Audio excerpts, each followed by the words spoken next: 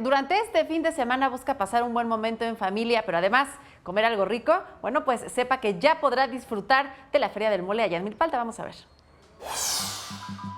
Como ya es tradición, San Pedro Atocpan en la delegación Milpa Alta será la sede de la Feria del Mole, misma que se realizará del 7 al 29 de octubre. Se trata de una de las fiestas gastronómicas más importantes de la República Mexicana que reúne a productores locales y en esta ocasión busca reactivar la economía de la zona luego de los sismos del pasado 19 de septiembre.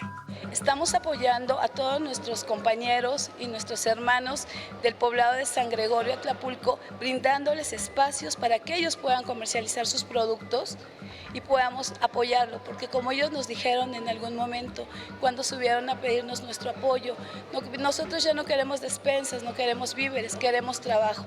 En su edición número 41, esta celebración al mole contará con expositores de este producto, artesanos, espectáculos al aire libre, juegos mecánicos y una amplia variedad de productores locales.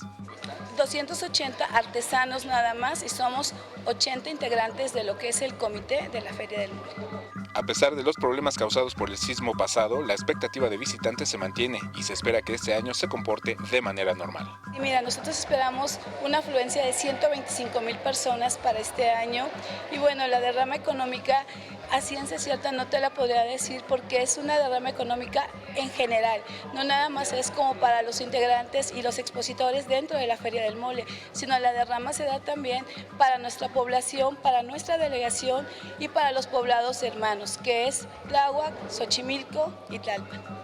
Además de la Feria del Mole, San Pedro Atocpan cuenta con diferentes atractivos turísticos que vale la pena conocer.